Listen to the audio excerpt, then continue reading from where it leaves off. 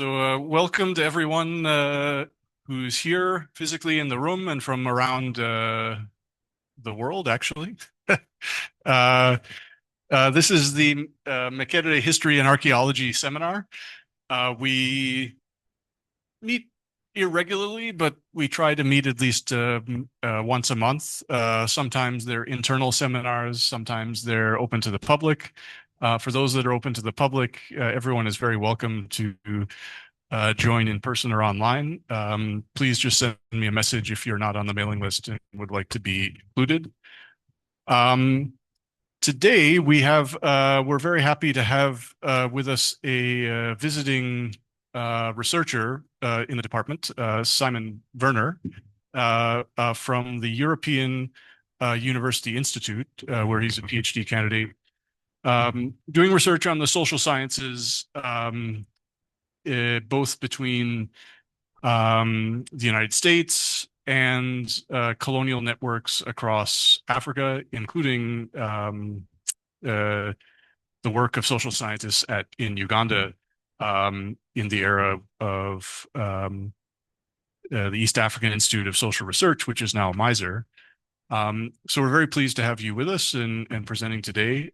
We also have with us our own Moses Muluba, who's a PhD candidate in the Department of History, Archaeology, and Heritage Studies, who will be the discussant for today. I'm sorry, I should have introduced myself. I'm Edgar Taylor. I'm a lecturer in the department as well, and coordinator of the seminar series. So we're very pleased to have everyone with us today. Could I just say, for those online, if you, at any point, if we have an interruption in connection or if you are unable to hear us, please put something in the chat and we'll try to fix it. If you could remain muted until we get to the question and answer session, that would be great. We'll begin by, Simon will have between 45 minutes and an hour to present. And followed by 5 or 10 minutes of questions and comments from Moses. And then after the response, it'll be open to the floor for questions and discussion. And so with that, I'd just like to hand it over to Simon and say I'm looking forward to the presentation and discussion. All right, thank you. I hope everyone can hear me. No, looks like it. Amazing. All right, thanks so much for the invitation, and thanks everyone for coming and for attending online. This talk that you're about to hear is based on one chapter of my ongoing dissertation project, which, as Edgar has pointed out or described, is a broader history of social scientific knowledge production in the context of late colonial British Africa. There are others, so this chapter I'm talking about is focused on the work of the American anthropologist Lloyd Fallers, who was conducting research in Uganda, in Busoga, and at the East African Institute of Social Research. There are other chapters which look at the work of David Aptra in a book that's called The Gold Coast in Transition, and Hugh and Mabel Smythe, the new Nigerian elite, obviously in Nigeria, as different sort of case studies representing different institutional contexts and intellectual projects. Yeah.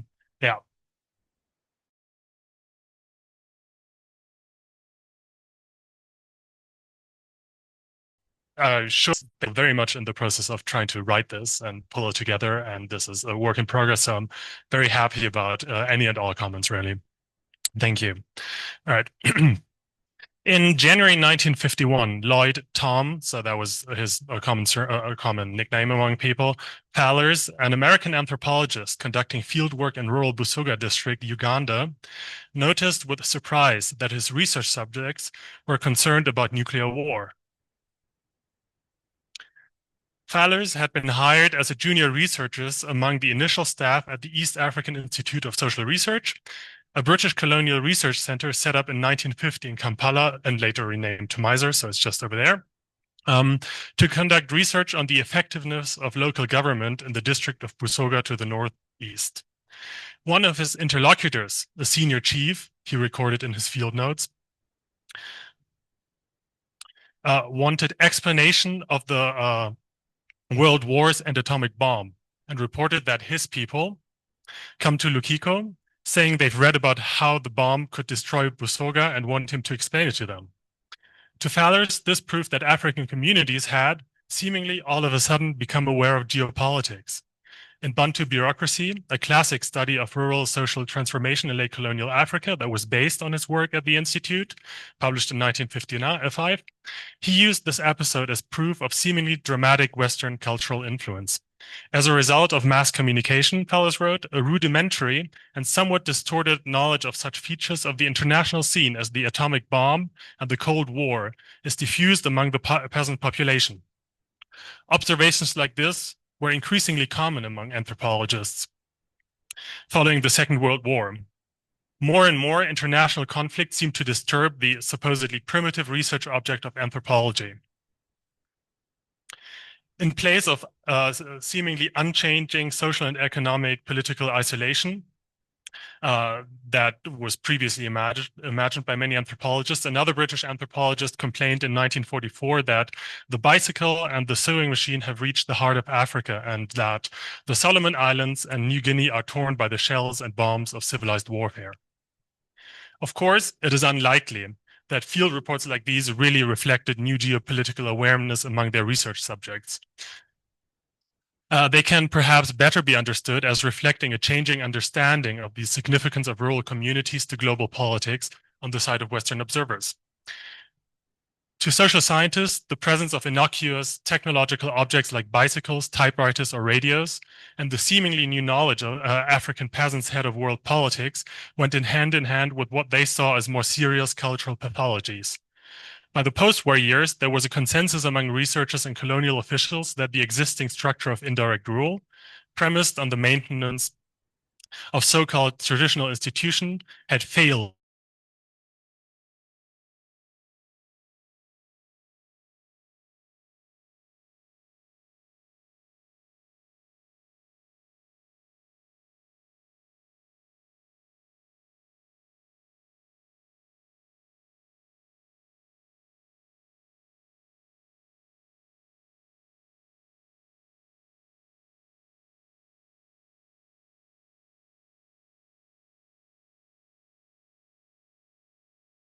Researchers and institutions. And that conversely, American social scientific engagement with African societies in the early Cold War was overwhelmingly filtered through British institutions and adhered to colonial research guidelines. Second, I argued that the analytical work of anthropologists like Fallers, conducted within the context of late colonial rule, reconceptualized rural communities in East Africa and elsewhere as instances of a universal typology, rather than isolated sui generis cases of cultural particularism. Thus, at least in the case of British Africa, the central categories of Cold War knowledge like village, peasant, and tradition can be understood as rooted in social scientific research linked originally to colonial rural development efforts.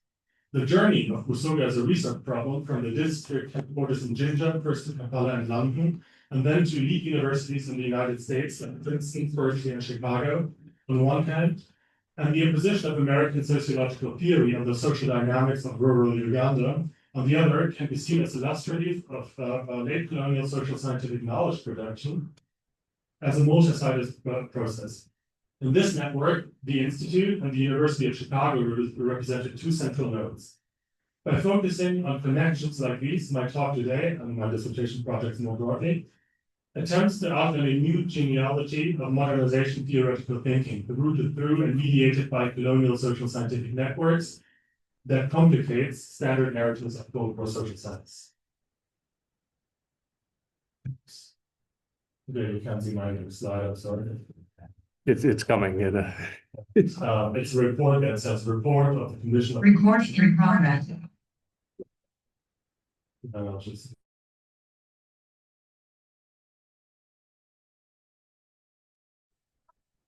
I assume I also need to rejoin. Yeah, I got knocked off. I'm not connected to the internet in any case. Well, I was in the, but I mean, we'll make do. It's fine.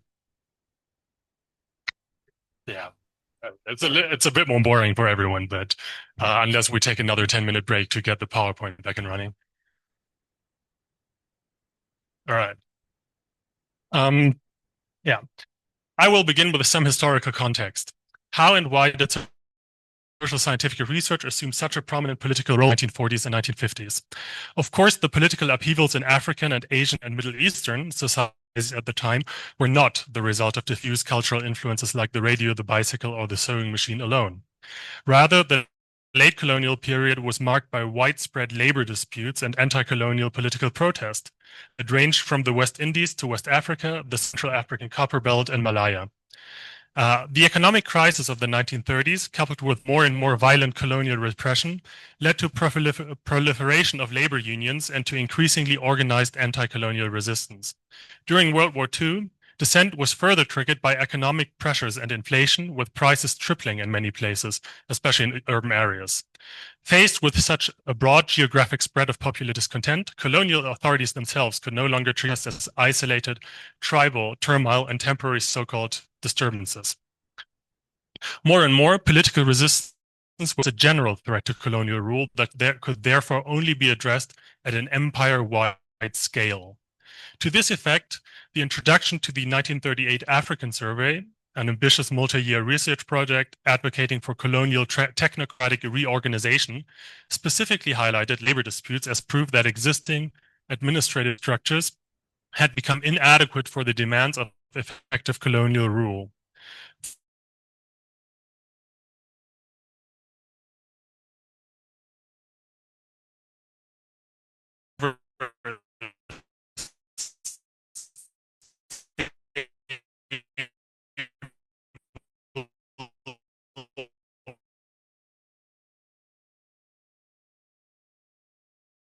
Scientists reach record levels. Following the passage of the Colonial Development and Welfare Act in Britain in 1940, colonial governments redesigned local administrative structures and initiated development projects in order to accommodate African economic and political demands within the framework of continued colonial control.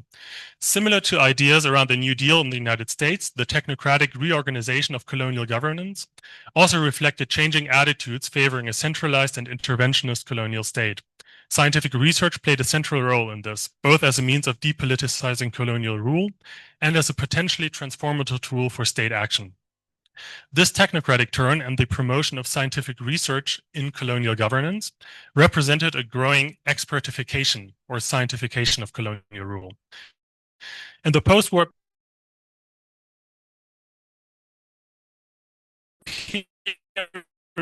period, administrative efforts to develop a more systematic understanding of the social dynamics of colonial territories. The number of scientists working in African disciplines grew from fewer than 1,000 prior to the second to a multiple of that in the 1950s. General trend in scientific research. Support for colonial social science, like the broader colonial reform agenda, was motivated in large parts by political unrest and labor revolts. For instance, the Rhodes Livingston Institute in northern Rhodesia, present-day Zambia, the first regional center for British colonial social science, on which the East African Institute was modeled, was founded in 1930 as a part of a wider governmental response to labor revolts in the Central African Copper Belt. Scientific analysis of social dynamics and non-Western societies was not only represented a tool for practical improvements, relatively flexible tool, applicable to several forms of social engineering, including educational reform, administrative reorganization, agricultural experiments, but also counterinsurgency tactics. Its political uses extended beyond labor disputes to military responses to a series of violent conflicts between colonial armies and anti-colonial insurgents ranging from Kenya to Algeria to French Indochina and Malaya. Likewise, the rise of Asian, African, or Middle Eastern societies as objects of American social science for the first time, and the constitution of post-war area studies was unambiguously motivated by the Cold War. A more systematic social scientific engagement with non-Western areas, one American political science, Rupert Emerson, noted unusually explicitly in 1953, was made necessary by, quote, open rivalry to win support for one camp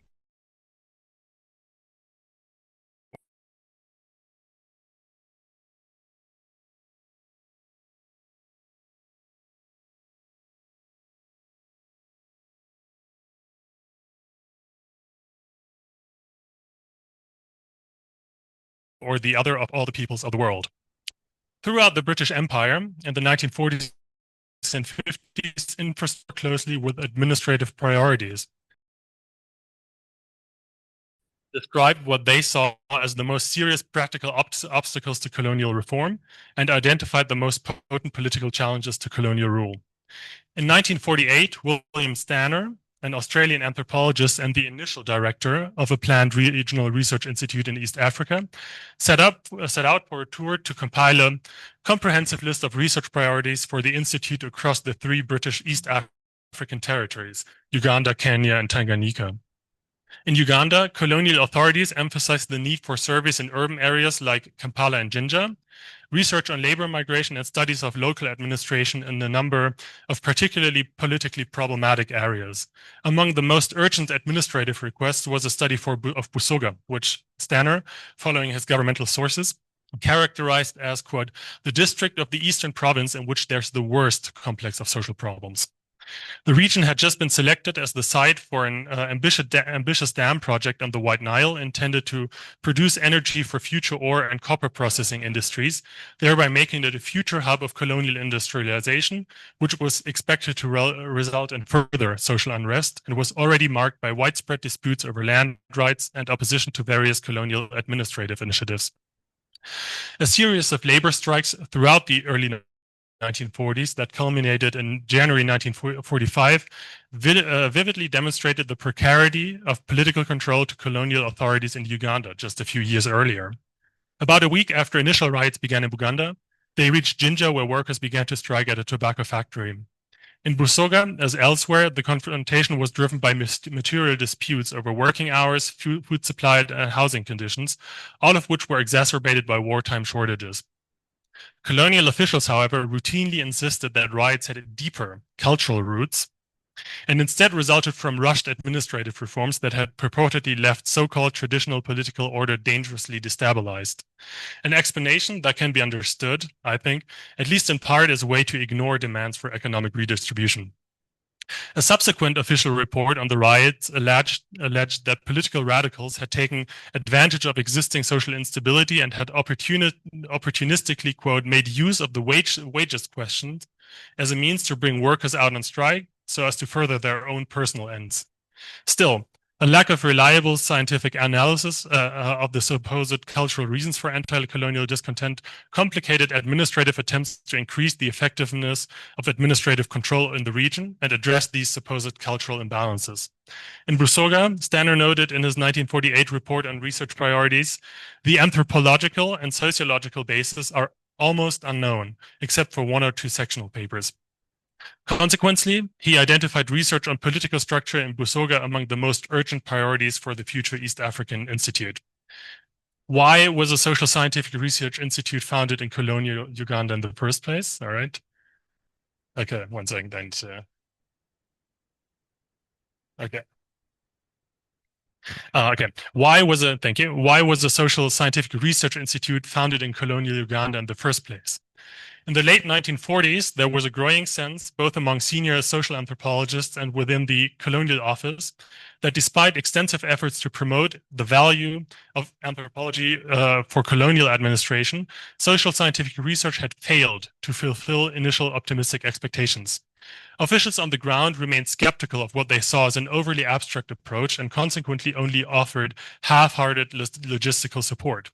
To this effect, Stanner warned in a 1948 dispatch that, quote, it would be an error to suppose that the yearning for anthropological services in East Africa is as great as the desire in England to send them, and that overall few officials have any great faith in the value of anthropology. Consequently, London-based institutions who coordinated research across the empire from afar sought for ways to bring colonial research closer to the field and to colonial administrators. Social Science, a 1948 memorandum in the Colonial Office noted in this vein, would remain an inadequate tool for colonial modernization in the absence of, quote, an adequate local machinery for coordinating research projects. Colonial research was reorganized to rely on a network of regional centers rather than on central advisory bodies. In addition to the Rhodes Living Institute, founded, as we have seen, in the 1930s, by 1948, planning for 3 further regional institutes took shape: the East African Institute of Social Research in Uganda, the West African Institute of Social and Economic Research in Ibadan, Nigeria, and an institute covering the West Indies based in Kingston and Jamaica. Regional institutes represented an attempt to provide colonial governments with contact on the ground, streamline day-to-day management, and thereby make colonial social science more effective for administrative use. They were also seen as a way to persuade colonial governments to cover a greater share of the cost, which, of course, is a very important topic in politics, I suppose. In addition, this structure followed a political rationale. Among those colonial administrators who were supportive of social science, there was a general fear that direct support would be seen as overt. Okay, yes, okay, I'll try. No, I think this one. Okay, we're live again. So this is aforementioned report on the 1945 disturbances. Yes, and these are the research priorities we just saw. So 1 second. So I'll just leave that up for a second. This is what I just talked about. Okay. Yeah, so there was also a political rationale to the founding of Regional Research Institute, because among those colonial administrators who were supportive of social science, there was a general fear that direct support would be seen as overt political interference in the eyes of local communities, and thereby undermine its practical usefulness. Nominally independent institutes, by contrast, provided a way to deflect criticism of scientific research and ultimately of colonial modernization. The first calls for a social scientific research center at Makerere College went back to the 1930s, and Kampala was tentatively approved as the site for the Regional East African Institute in 1944. William Stanner, who was opposed to several of the key features of the institute advocated by the Colonial Office, resigned after only a year in late 1948, and was replaced by the British anthropologist Audrey Richards. As a leading advocate for applied research, she had been one of the key proponents of an East African institute since the early 1940s. She was previously passed over by the Colonial Office for the position of director of the Rhodes Livingston Institute, primarily because of doubts that colonial administrators would regard a female social scientist as a serious counterpart.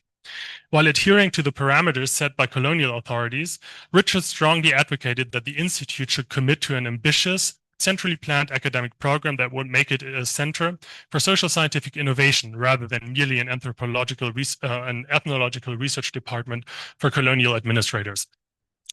Consequently, the Institute's initial research program, loosely based on William Stanner's priorities, identified political conflicts rather than only ethnographic research as its core priority, reflecting the increasing salience of anti-colonial sentiments and a degree of political organization. This focus mirrored changes in colonial policy itself. The late 1940s saw a series of institutional reforms of local government structure intended to politically re-legitimize colonial rule.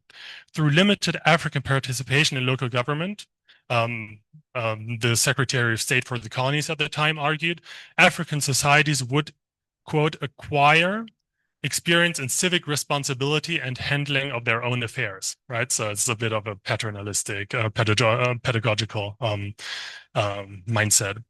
Local government reform were part of an ultimately doomed attempt to regain political initiative by channeling political participation into colonial institutions and thereby assimilating African elites into the apparatus of the colonial state. In light of this administrative change in direction, existing research priorities, focusing mostly again on ethnographic knowledge, were increasingly seen as outdated. Above all, one colonial office representative complained, colonial anthropology appeared, quote, gravely deficient in certain topics, particularly in history, government, politics, and law. Social science could contribute most effectively to colonial modernization, Audrey Richards argued in the similar vein by analyzing African political structure as a basis for the development of local government, and thereby by identifying the present-day basis of African leadership. Anthropologists like her, in other words, saw no contradiction between scientific innovation on the one hand and the use of research as a tool of social control by colonial governments, and often viewed these two aspects as complementary instead. So this is obviously not the institute, but the main building of Makerere. As a consequence, even anthropologists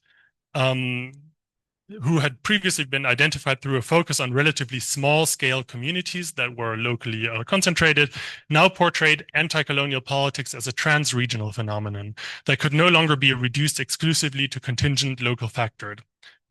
As director in her program for the Institute, Richards proposed aggregating ethnographic data gathered through extended in-person participant observation, the classic research model of British social anthropologies developed in the interwar period, into a more general region-wide survey throughout East Africa in order to identify broader structural factors for local government reforms across Uganda, Kenya, and Tanganyika. Junior field workers were assigned to specific communities on the basis of administrative prioritization and were instructed to focus work in their second year on the structure of local government. Research in Busoga was seen as central for political as well as scientific reasons. In light of ongoing political tensions, Richards wrote in her research program, the Busoga study recommended by Dr. Stanner seems to be of great interest, particularly since local communities constituted, quote, an important tribe on which we had little previous material. Yet, attracting researchers to the Institute and to colonial social science projects more broadly proved difficult. British anthropologists were largely unwilling to commit to extended appointments in the colonies rather than at more prestigious university departments in Britain itself. Staffing was further complicated by the success of anthropologists in transforming the field into a discipline centered around university departments in the interwar period. In Britain, academic anthropologists had become the sole authorities of ethnographic expertise, required a PhD based on extensive field work as a professional rite of passage, and consequently all but excluded amateur ethnographers like colonial officials and missionaries from institutional access. They had gotten support from the colonial office to turn the entire empire, basically, into an anthropological research site. There were, however, not enough trained academics to carry out this vast research program, let alone staff the new regional institutes. In the early 1950s, there were no more than 40 to 50 academically trained anthropologists in Britain. In response, senior anthropologists began to look to different sources, younger and younger cohorts, and increasingly Americans. How did Americans come to play a central role at institutions like the East African Institute of Social Research in the early 1950s, a project explicitly intended to shore up colonial rule? Going back to the interwar period, American officials at the Bureau of Indian Affairs, managing Native American reservations in the southwestern United States, and officers at big philanthropic foundations like the Rockefeller Foundation and the Carnegie Corporation were keenly interested in British colonial governance techniques as a model for the controlled modernization of seemingly backward communities under American political control, both at home and overseas. American anthropologists working in the American Southwest, Central America, and the Caribbean, and the post-war Pacific frequently turned to British social anthropology as a model for their own proto-imperial research. Against the Cold War logic of ideological confrontation, in the early 1950s, sociologists and political scientists now also began to identify shared concerns with British anthropologists, even though their respective fields had developed in relation to very different research objects. So communities under colonial control across the British Empire, obviously for colonial anthropology, and Native American communities, but also a Black population in the American South and urban areas in the North for American social science. The post-war years were also marked by the beginning of systematic American engagement with African societies and the inauguration of ambitious development initiatives motivated by Cold War concerns. An initial American overseas development program, the Point 4 program, was launched in 1950. American development funding followed the belief that promoting economic growth and human welfare represented an effective tool to contain Soviet influence in non-Western societies. Post-war development efforts, moreover, were rooted in domestic responses to the Great Depression in the 1930s, which were likewise intended to combat potential threats to the political order through sweeping state actions. We build a dam in the Tennessee Valley and do all of these rural improvement programs. Through sweeping state action and managed socioeconomic modernization. At the time, modernization theory, articulating a non-Marxist cultural account of social evolution as a process that could be scientifically predicted and ultimately managed, rose to become the dominant framework for American social scientific, but also political engagement with non-Western areas.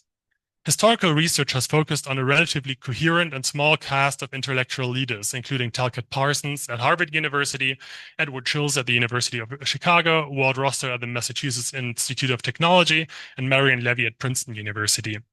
Despite the absence of a central canon and its polycentric nature, the formalization of the field has broadly been dated to the late 1950s. As an intellectual phenomenon, modernization theory was closely related to Cold War political imperatives and posited that modernization, associated with phenomena like urbanization, rationalization, secularization, etc., constituted a relatively uniform global process. So it's the same everywhere, basically. As a hegemonic approach within Cold War social science, modernization theory was strongly promoted by the major American philanthropic foundations, in particular the Ford Foundation and the Carnegie Corporation. In the early 1950s, there was a considerable influx of former New Deal officials into philanthropic foundations, who subsequently played leading roles in coordinating and funding modernization initiatives and social science during the Cold War. The overseas activities of philanthropic foundations were tied to American efforts to counter Soviet influence, and foundation officials saw humanitarian efforts, the promotion of American influence, and anti-communist activity as intrinsically linked. Histories of Cold War social science overwhelmingly posit a sharp intellectual and institutional distinction between colonial social science and modernization theory, and concentrate on a relatively small circle of American elite institutions, as we have seen. In this vein, one historian, Michael Latham, has asserted that modernization theory's, quote, scientific claims were, from the start, an American creation. Another, Niels Gilman, I think, has argued that to the extent that there were resemblances between American modernization initiatives and colonial predecessors, this echo was usually unwitting. Colonial actors are broadly absent from historical accounts of the emergence of American African studies, also, which instead outline a history internal to the United States with root in the New Deal and shaped primarily by the interaction of the Cold War and the Civil Rights Movement in the 1950s and early 1960s. Conversely, histories of colonial social science mostly portray it as a process taking place entirely within, or at least, or at a maximum between European colonial empires. Nevertheless, regular exchange between the fields went back to the interwar period. In the 1930s, Bronislaw Malinowski and Alfred Reginald Radcliffe Brown, the two leading figures of British social anthropology, held positions at the University of Chicago and Yale University, respectively. Malinowski's advocacy of applied anthropology strongly resonated with New Deal users of social science in the United States, but also with the intellectual project of American sociologists like Talcott Parsons. Radcliffe Brown's students and interlocutors in Chicago included a number of American anthropologists like Redfield, who, by the way, is pictured there in China, but also Fred Egan and Sol Tex, all of whom rose to positions of significant influence in the late 1940s. In the interwar years, some American social scientists already looked to colonial territories as promising, if inaccessible sites of social scientific experimentation, related in particular to the topic of race relations. In 1935, one American sociologist argued along these lines that Central Africa, particularly, represented, quote, one of the most fruitful fields for a specific contemporary study of racial irritations, not least ostensibly because racial conflicts could be, quote, found here in their simplest, most direct and rawest form. So the idea that racial conflict in white settler colonial African societies has important lessons for the management of domestic American society. Still, before World War II, elite American social scientific interest in African societies, which is mostly to say white interest, to be explicit about this, was relatively limited. Only a few years later, The emerging Cold War reoriented American anthropologists to a new set of fieldwork sites. Now Asian and to a lesser degree African societies rivaled Native American communities as the discipline's primary focus. Governmental demand for a worldwide area expertise made American social science into an increasingly globally mobile field. Still, African territories remained unusually hard to get to, even as institutional support for research in Asia, the Middle East, and Eastern Europe dramatically expanded in the 1940s. Access was largely closed off by colonial governments who were very skeptical of American social scientists and suspected they were anti-colonial agitators. Philanthropic support for social science, in addition, was overwhelmingly limited to colonial institutions in order to maintain the goodwill with colonial governments for other projects, particularly in public health. Until the late 1940s, only a handful of American academics, most prominently Melville Herskovits, a vocal critic of Malinowski and the leading American Africanist, had been able to conduct in-person fieldwork among African communities. Nevertheless, there were significant intellectual similarities between the anthropological approaches to modernization now developed most importantly by Chicago anthropologists and the focus on processes of quote-unquote social change at the heart of the research program of late colonial social science in the British Empire. The University of Chicago, the historian Thomas Patterson has argued, constituted an American beachhead for British functionalism due to these interwar personal ties, as well as those broader affinities. In the post-war years, Robert Redfield, who primarily conducted his own research in Mexico, became a key figure for the development of this new transnational field. Among American anthropologists, he was notable for his interest in process of social and cultural transformation. The work of him and other Chicago anthropologists on acculturation processes since the 1930s and their attempt to redirect anthropological analysis towards contemporary problems represented an anthropological precursor to subsequent more teleological and hardline Cold War modernization theory. In fact, Redfield's analysis of cultural change in Mexico can be credited with coining modernization as a social scientific concept. Several Chicago anthropologists also had backgrounds in applied research. One, Saul Tax, was an important advocate for action anthropology, an American approximation of British applied anthropology, an approach developed through continuous fieldwork among the Fox Nation, a Native American community in Iowa. Another one, Fred Egan, served as an anthropological advisor to the Bureau of Indian Affairs in the 1930s. In the early 1950s, many American anthropologists saw British colonial social science and its focus on process of social change, again as equivalent to their own interests, as pioneering work and as a model to be emulated for American research on modernization. In 1954, Egan wrote that British anthropologists had produced, quote, many of the best monographs of the post-war period. Moreover, he asserted that British training on political and sociological problems was superior to American instruction. Quote, perhaps most important of all for the post-war developments, perhaps most important of all the post-war developments for the future of anthropology, he wrote in 1954, has been the very great increase in the interchange between English and American institutions, including field stations in Africa. Conversely, British anthropologists like Richards saw the post-war development of American sociological theory as aligned with their own intellectual project, and themselves advocated for closer ties between the field. Among American anthropologists, attitudes towards applied anthropologists were, of course, however, divided between proponents of social science as an effective tool of modernization. So these are the guys at Chicago I just talked about. And skeptics who insisted on the value of pure science and identified more strongly with British critics of applied research than with colonial reformers like Audrey Richards. American African specialists, a group, again I should add white American African specialists, a group numbering no more than a dozen in the mid-1940s, belonged to the latter group, usually had relatively little experience applied research, and in contrast to the Chicago-based anthropologists, were generally opposed to aligning too closely with the British colonial social science infrastructure. Throughout the 1940s, Melville Herskovits, the group's most prominent figure, attempted unsuccessfully to mobilize American philanthropic foundations for a parallel institutional infrastructure for American researchers that would shield them from British influence. Still, first opportunities to expand American social science to African societies in the Cold War era nevertheless relied on colonial networks. Herskovits, despite his critical stance towards applied research as a whole, saw colonial appointments as an unavoidable step to increase the salience of African research within American social science, and facilitated the first appointment of an American to the Rhodes Livingston Institute in 1945. Academic attention and institutional support, he suggested, could be stimulated, quote, greatly by one or two appointments, which would give some younger anthropologists from here the opportunity to work in Africa itself.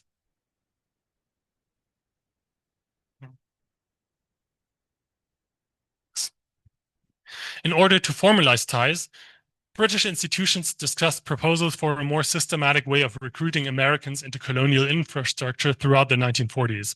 To do so, Audrey Richards turned to Robert Redfield rather than Herskovits.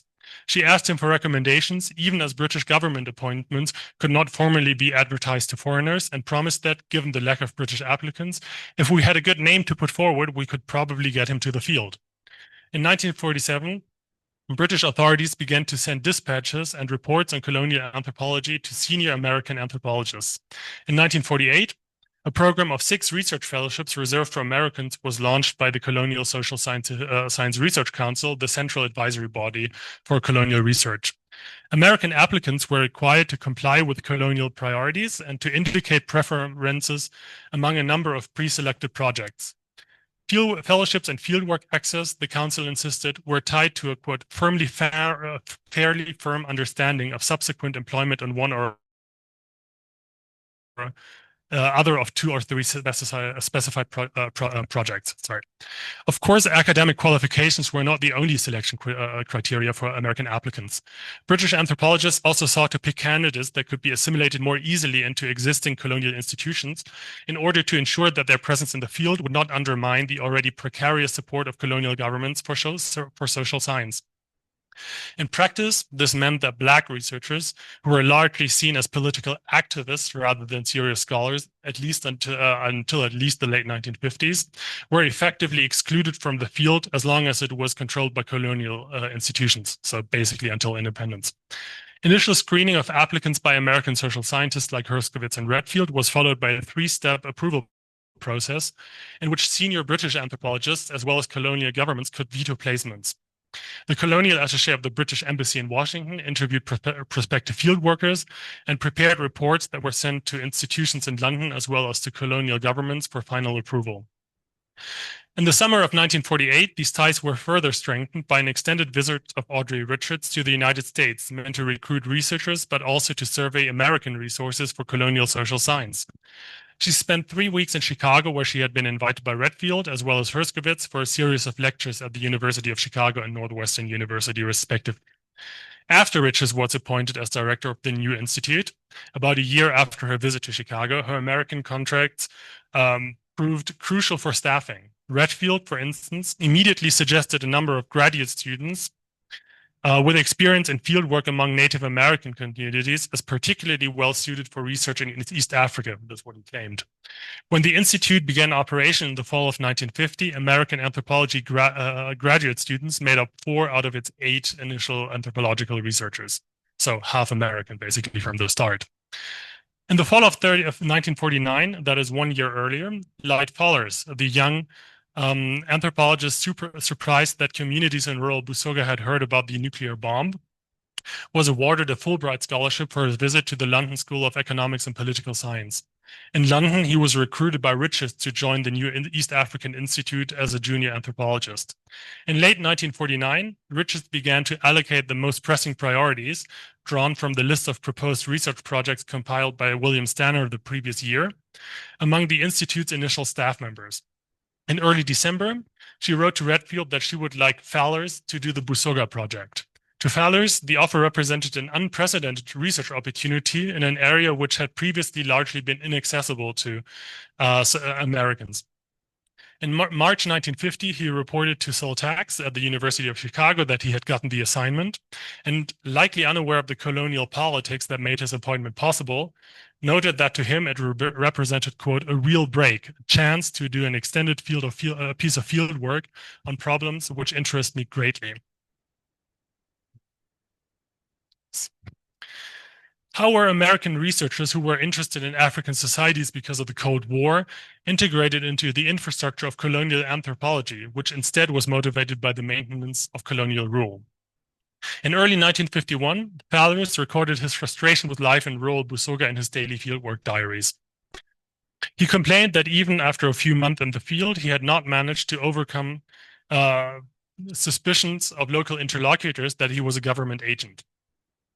It had seemed I hadn't gotten very close to the peasants, that they were hostile to me, he wrote, and that I had more or less wasted the past few weeks. One day in March, a wedding invitation provided an unexpected breakthrough. To his surprise, Fallers found that he had become proficient enough in Lusoga to explain his motives, and even in the absence of English speakers, he wrote, I discovered that I could communicate. I succeeded in explaining to them that I was not government, that I was a student from America and just wanted to learn about Busoga. Over the next month, he began to use his status as an American more and more frequently to set himself apart from colonial officials and even other British scientists in order to secure a greater degree of field access. Often, local communities approached him as a neutral arbiter to pass on complaints to colonial administrators, as well as, on multiple occasions, to the American government. Seemingly innocuous conversations about life in the United States, he recorded in his field notes just after arriving in Uganda, quote, tended to lead to suggestions that I tell America about the plight of the Busoga under the British yoke. Colonial authorities, meanwhile, articulated their own political demands of social scientists. The initial suspicion of Fallers' interlocutors, it turned out, had not been unfounded.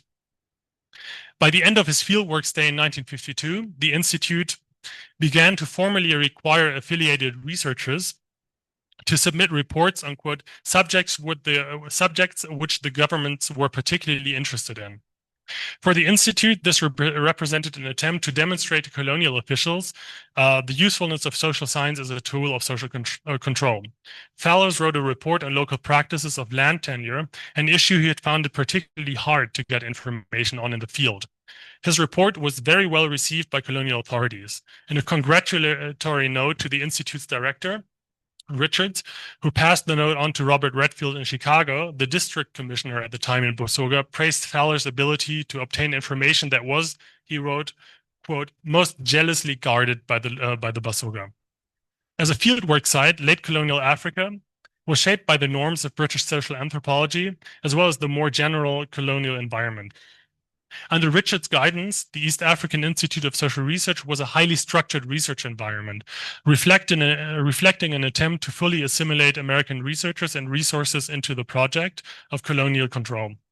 As director, she enforced a fieldwork regime that closely resembled the system of supervision set up by Bronislaw Malinowski in the 1930s. For most British social anthropologists, like Richards, fieldwork represented a totalizing social practice that not only relied on rigorous and systematic observation, but extended beyond particular fieldwork site and in effect regulated all aspects of life in the field.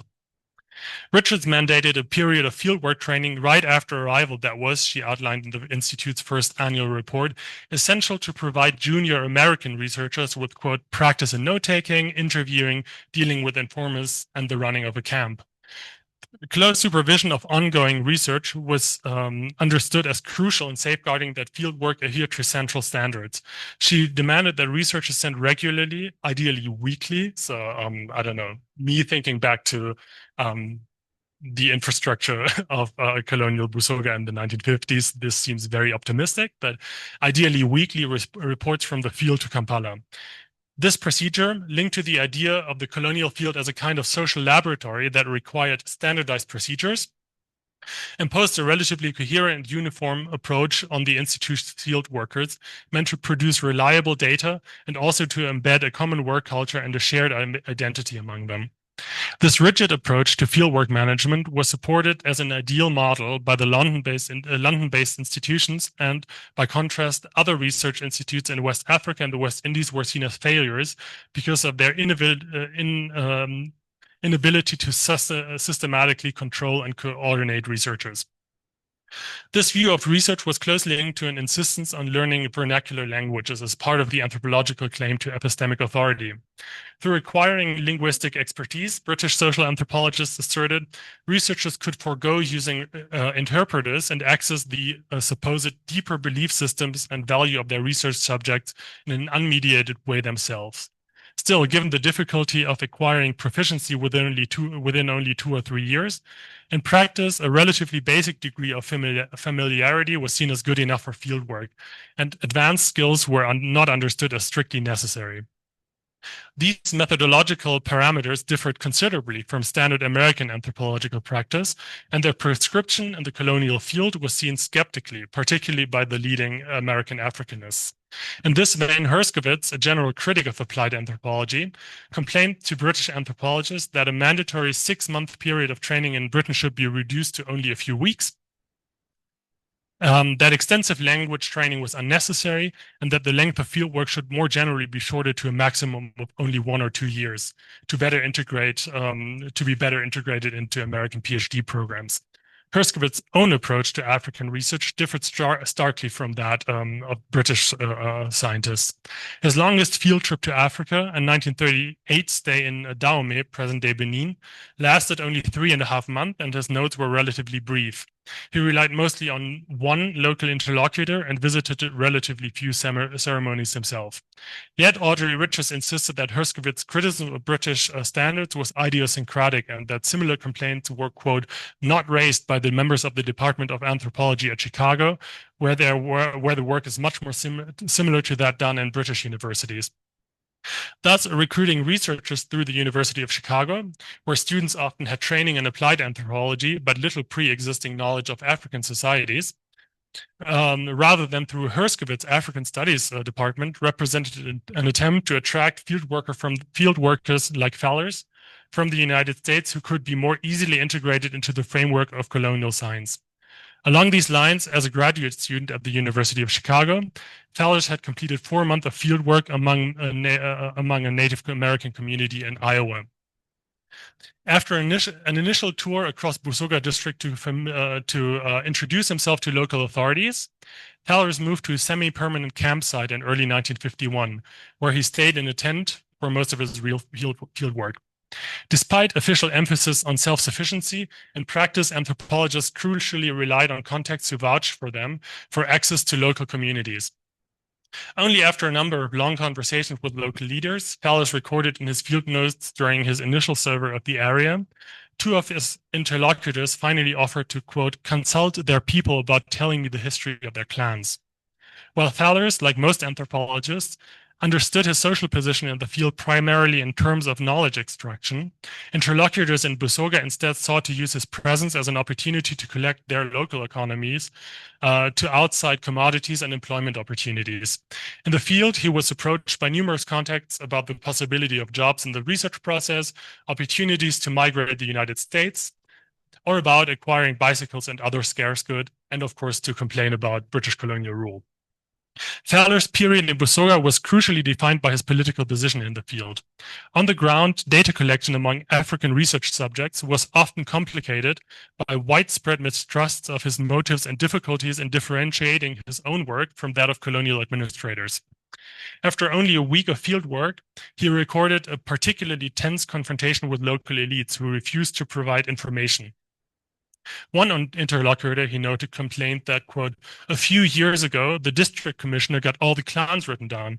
So why had the government send me to do it again? And that, quote, Europeans long ago stopped coming into the villages. We were glad they stopped. Why have they started again?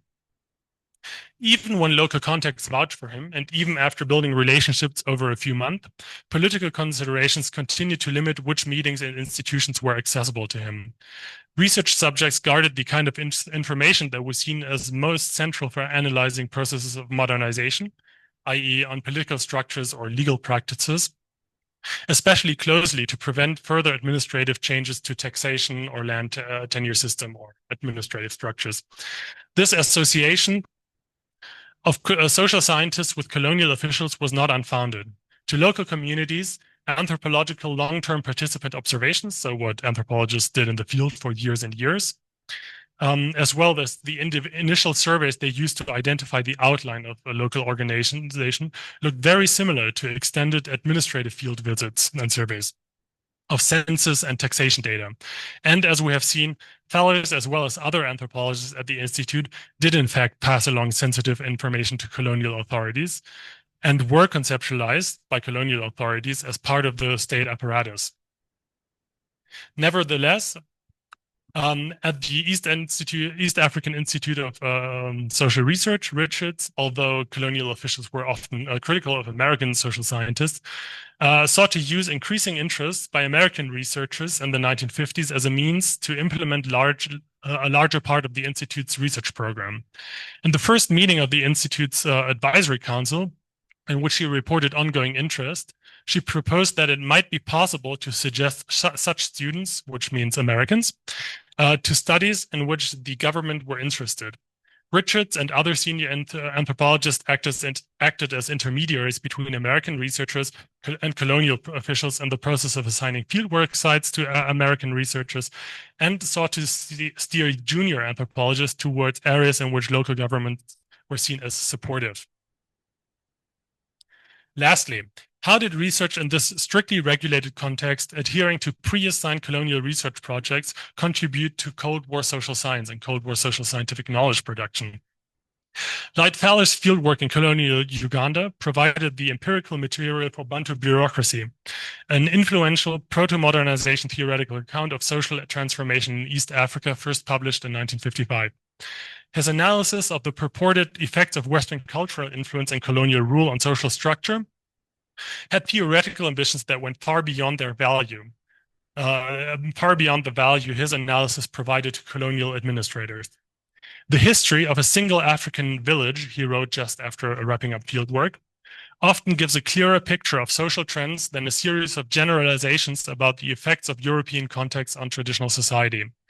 Fallers, in other words, used his work in colonial Busoga for an attempt to illustrate the process of modernization on the ground by analyzing the changing social positions of a number of newly instituted authority positions, like village headmen and civil service chiefs.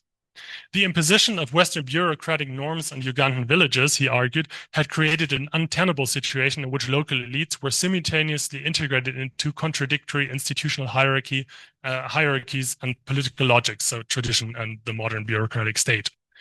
This focus on relatively small rural communities as the paradigmatic sites of social transformation reflected a broader trend in the early 1950s. At the time, a number of social scientists argued that the introduction of Western administrative structures in non-Western villages and their effects on local politics could predict political transformation on the scale of entire new independent states,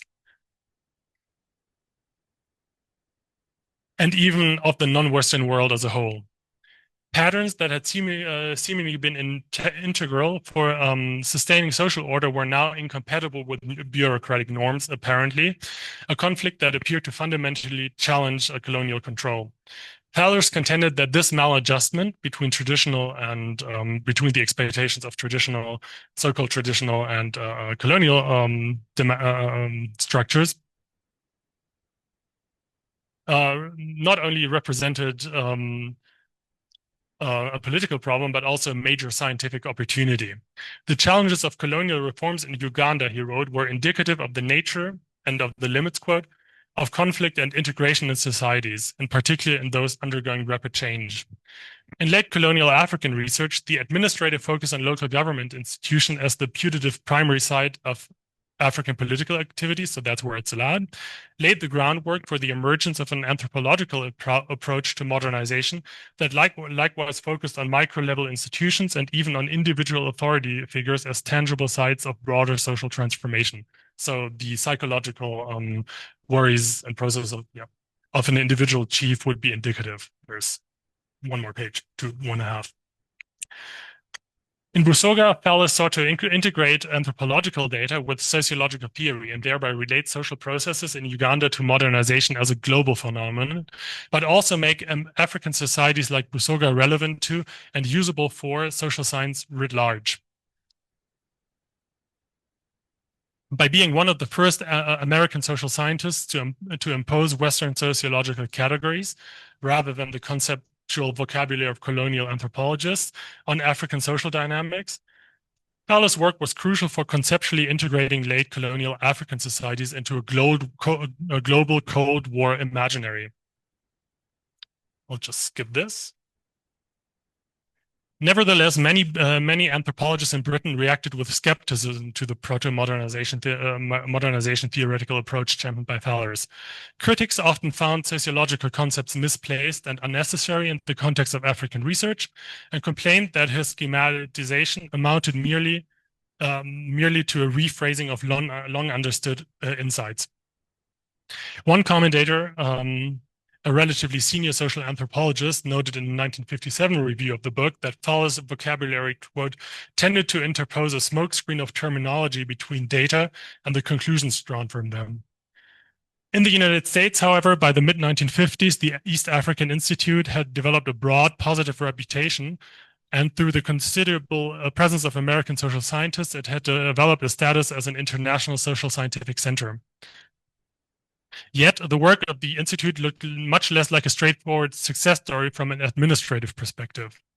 Throughout the 1950s, colonial governments in Kenya and Tanganyika remained skeptical of the Institute work and its usefulness.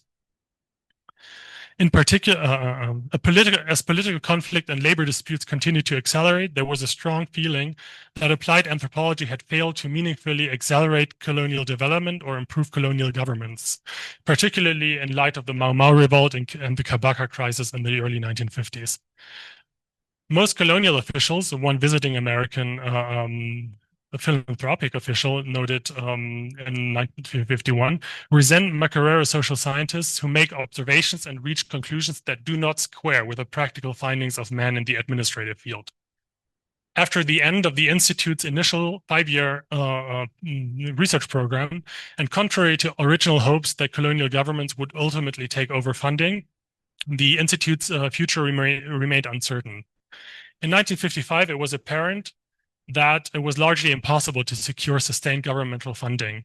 Ultimately, the regional research structure did not succeed in legitimizing social science to colonial governments through closer local affiliation, and had failed to stabilize colonial rule through tangible improvements that demonstrated state capability to colonial subjects. Again, senior social scientists looked to the United States. In 1953, the Institute received an $80,000 Carnegie Corporation grant for a comparative study of emergent types of political and economic leaderships, an evolution of the comparative project outlined by Richards in her original research program, and that closely aligned with American Cold War interests and process of elite formation in non-Western society. Thus, as early as a decade prior to independence, this grant and subsequent funding by the Ford Foundation gradually reoriented the intellectual focus of the Institute away from colonial administrative needs and towards the perceived priorities of American Cold War area research. So, this further entrenched the Institute's academic reputation in the United States. This is illustrated, for instance, by the minutes of a 1954 meeting of the Committee on Comparative Politics. So this is one of the most important bodies of American Cold War social science, which reported considerable interest in Lloyd Fallers' research in Busoga and in the nature of studies sponsored by the Carnegie Corporation on Political Institution in Uganda as a possible source for social scientific theoretical advance. Thus, Fallers' research of local government in Busoga, a study initially proposed by a colonial administrator as a means to help strengthen colonial control in the region and conducted within the highly regulated environment of the East African Institute of Social Research, provided Cold War social science with a very early approach of how to integrate non-Western peasants into general models of modernization. The work of the Institute and Makerere, in other words, represented a crucial starting point for reimagining African rural communities as subjects of Cold War competition based, I argue, on translating colonial research priorities into the vocabulary of modernization theory, and thereby translating colonial administrative concerns into Cold War political imperatives. Thank you.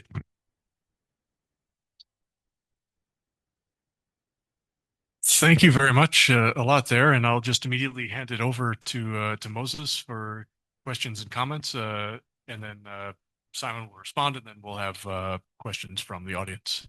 Moses, you're welcome.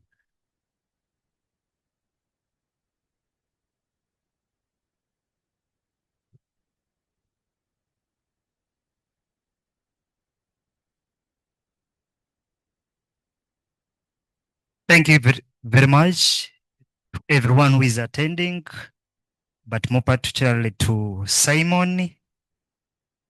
Sincerely, I like your paper, the writing style, and the use or the integration of other scholars based on the archival data. To summarize your paper, I think it is about knowledge production, Cold War politics, and colonialism in Busoga. And from that perspective, there are so many things which are integrated within this paper. And I appreciate your ability to historicize the knowledge of social science, which runs away from the colonial period and became a center of focus in the post-independence governments in Uganda. You explain this well, especially on page 7, where there is a comprehensive history about the establishment of the East African Social Science Research Institute, now our MESA, which is up to today, enabling us to enrich knowledge in social science. I also appreciate your idea about the labor strikes and movements in Uganda in 1945 and 1949, spreading through Uganda and later on to Busoga, caused by a number of issues related to poor working conditions, economy, where now the in charge of the East African Institute dictates that knowledge production should no longer be based on ethnography, but interest came into the politics of the state by that time. Thank you very much, Simon. However, I have some concern right away from page 1, where you say that the Busoga started to ask Farah about the nuclear war. From your study, did you find out how the Busoga by that time got to know about Cold War or the nuclear war at a time when the Second World War had just ended?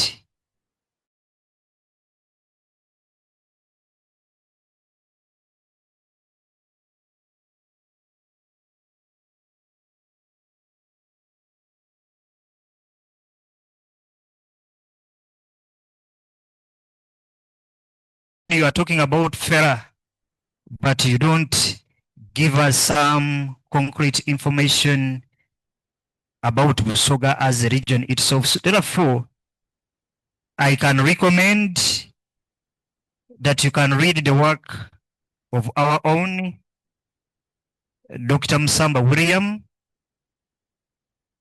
You can also further read the work of Professor David Copen, titled War of Study of Authority in the 19th Century African.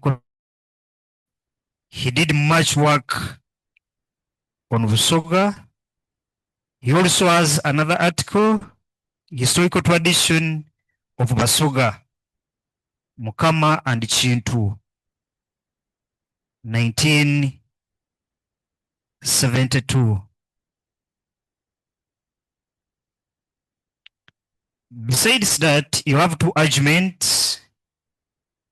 One, you argue that contrary to the established historiography, colonial research critically relied on American sources, researchers, and institutional support. And I agree with you, especially from the write-up. You clearly explain it well. But I find problems with the second argument, where you argue that the analytical work of scholars like Lloyd Fallers transformed rural communities into unified monolithic phenomenon and models of the dynamics of rural social transformation developed in places like Busoga, which became a basis for rural modernization. To clearly read through this work, I don't see mainly how this work transformed Busoga and how the Busoga clearly benefited from the social research which was carried in 1930, 1940, 1950, and at the independence time. Apart from Busoga and other regions in Uganda became a basis for reference to strengthen colonial rule in Uganda. But what you talk about the monetization, the development project, if we read Brit and the review from Professor Mamdani, together with Waterwoodin, at some point we can agree that most of these developments were not done in the interests of the Africans, but were done in the interests of the colonial authorities. However, when I read through, you go ahead and say these are development projects which were started by the colonial masters. But to me, I can say, I think maybe they were just colonial reforms which were introduced, especially after 1945 and 1949 riots, to try as much as possible to soften or to strengthen colonial rule in Uganda, particularly in Busoga, as your point of emphasis. And I think maybe you mentioned this right along on page 5 and page 7, where you refer that in Uganda there was increased membership in Ruchiko from 36 members to 60. I don't see development there, but I see a colonial policy which is being built such that they can involve the Africans maybe in decision making, but not necessarily helping the African, as I may understand development and modernization. I may understand development as being qualitative and being quantitative. But if we focus on Busoga and we say, where is the qualitative aspect? Where is the quantitative aspect? You focus on the Uganda Railway.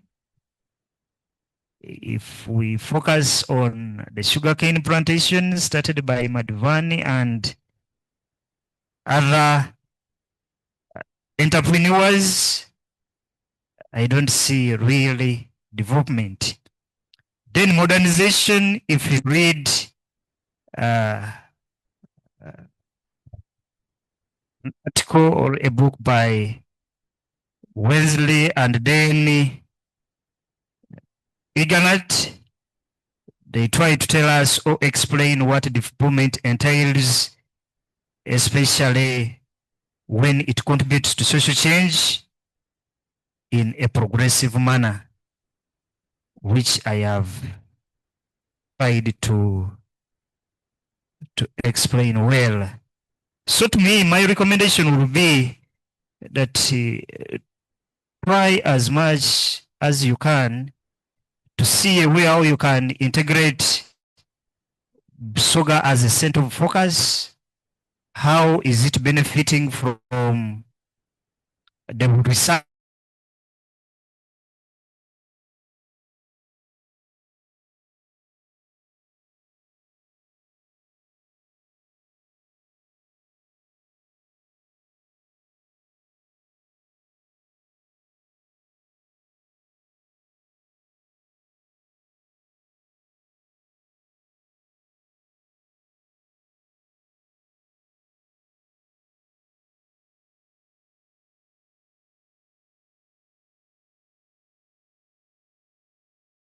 Atomic bomb and the code is diffused amongst the peasant population. Then I started to question this man, how he starts to refer to the study area itself as a peasant population, peasant under which context. Then I think on the same issue, Stena,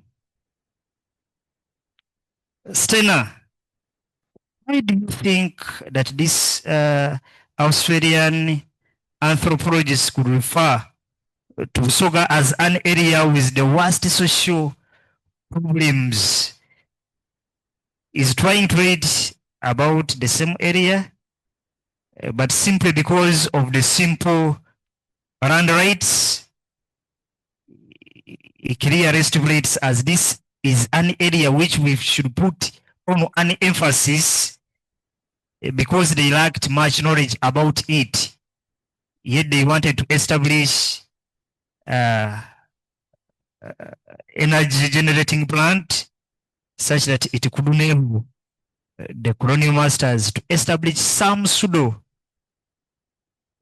kind of industrialization. Therefore, I think maybe I can end there. We shall keep on interacting. Thank you very much for listening, members.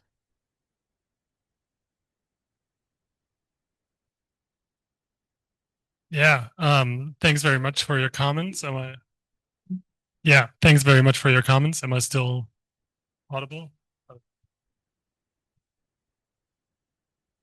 Yeah, I'm still okay.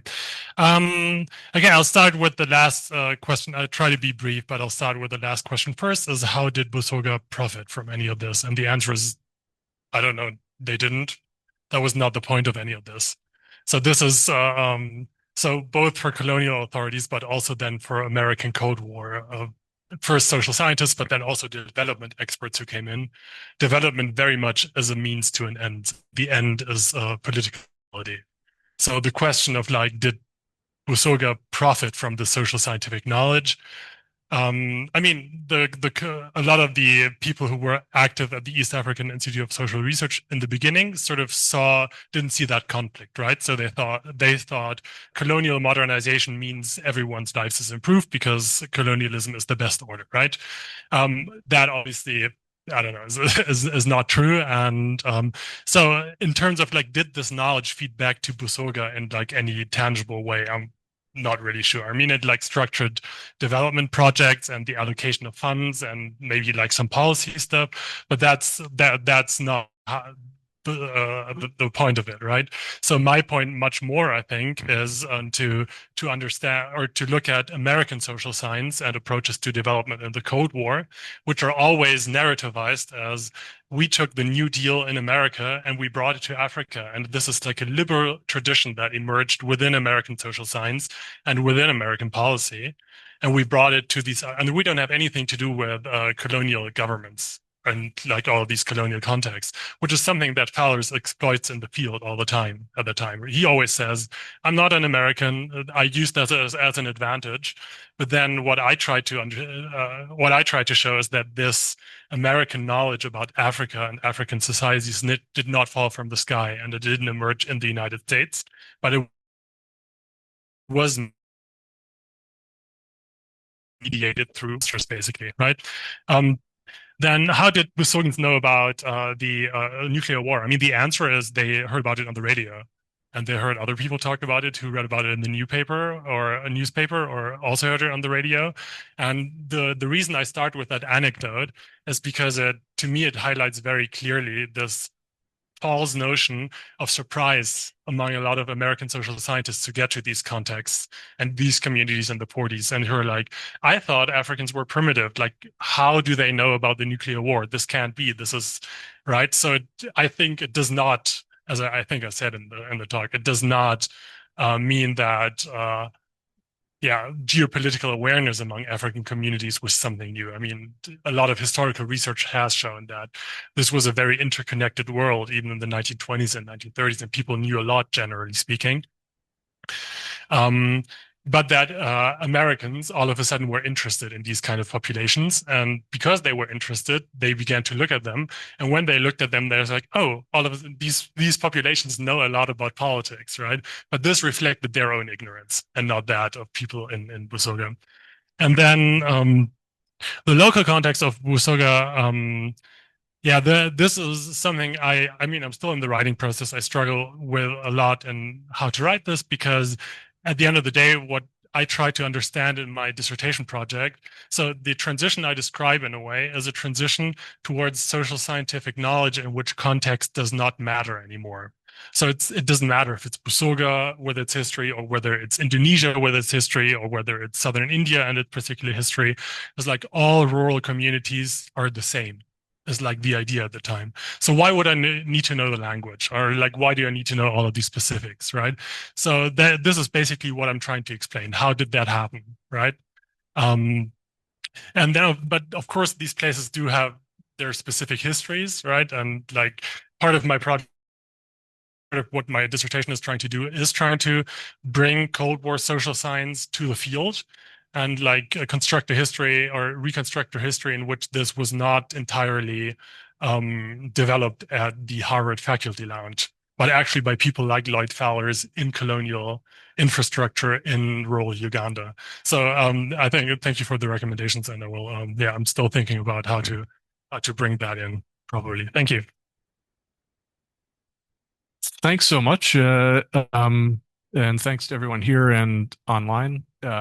We're now opening up the floor to questions. So if you're online, you can either use the raise hand button or type something into the chat, and I'll call on everyone as I see the hands. Oh, okay. 3 hands went up at the same time, so I think we'll just go around, starting with Arthur. Maybe if you could just introduce yourself before asking your question, then. Hi, my name is Arthur Kamya. I'm a recently returned Ugandan. I just finished my PhD at BU, and I'm a long-term member of this seminar. Thanks very much, Simon, for the paper. I guess I have three quick questions. One, I guess I would have needed a little more guidance as to the contours of the term social sciences or social, I guess are using it in the way it was used then. Are we using it the way it's used now? Is it anthropology, sociology, economics, politics? Is it basically almost anything that's not hard science? So I think element of all that is in there, but I would have at least needed some guidance on that. In terms of East Africa, it seems to me there's political and ideological work that certainly, at least here, that the East Africanization does, that maybe would have been sort of exploited more. I think it was more than just a project of modernization. There's a Buganda, speaking as a Buganda person who's interested in Buganda history. So there is something going on about sort of that maybe could be used to sort of maybe flesh up the conversation about how people are reacting to this East Africanization of knowledge. It's side note, I'm a lawyer, so I was interested in sort of looking at sort of Ugandan commercial law, and I was interested in sort of these project of East, there's sort of a feeling that there was something that's people called East African law, and sort of textbooks are written, as though there is something like East African company law, so presumably sort of people thought there is East African, I don't know, a social science. And I guess the final thing is, speaking as an Americanist, it's hard for me to want, the way you've touched on Native Americans, but, sort of American social science, sociology sort of comes out of slavery and the Black question. And I don't know, I mean, that's something that you've totally sidestepped. And I don't know that you can actually bring in American social scientists without sort of touching on that. Thank you. I'll just do this quick. There was 3, or should we?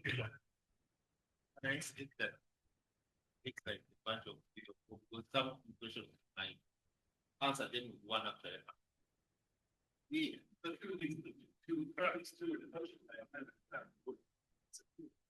So yeah, we are going incremental. So these are 3 brief questions. Mine are 4 brief questions. So thank you. David is my name. I'm David Timber. I'm a research fellow at the former East African Institute of Social Research, and I'm here not to defend that history, and I'm happy that we are returning to that history with a lot of vigor and a critical edge. So I enjoyed listening to your paper. I hope I could get to read it so that I could have a very targeted question. There is just a reminiscence in my mind of Baruku Standi, another guy who wrote the history of knowledge production at that institute there, from colonial Yeza to Maiza, and I'm sure you might have read him, but I see you taking it a very different corner. So I want to ask 4 whys. So why the East African Institute of Social Research eventually came up to be established in Uganda and not anywhere else in British East Africa? You kind of tangentially infer to that in your talk, but why the protectorates and not the settler colony of Kenya? Is there something about the ways in which Uganda is colonized? 2, why social research and social science scholarship came to have anthropology, not any other field of inquiry, as its mainstay? My 3rd why is why colonial? Why do you frame it as rather Cold War anthropology, and not, for instance, Cold War political economy? Because the more I listen to you, then I thought that the frame is a Cold War political economy, with the whole debate on modernization and what Rostow is doing vis-a-vis the dependency critiques. It's really the mainstay of political economy. And why do you give anthropology again the Cold War pride of place? My last why is why Busoga? To bounce off the discussant points, why Busoga as an anthropological fieldwork site par excellence in this late colonial period, and not Buganda, not in the opposite of Buganda, which could be what they called acephalous communities. Why this neither acephalous nor kingly states as the site of this knowledge production? All right. Yeah, I'll just sprint through them. So the first question, thank you both for your questions. The first question about the nature of social sciences, yeah, it's probably not as clearly outlined in the talk, but so I think, and this answers one question that you asked and one question that you asked.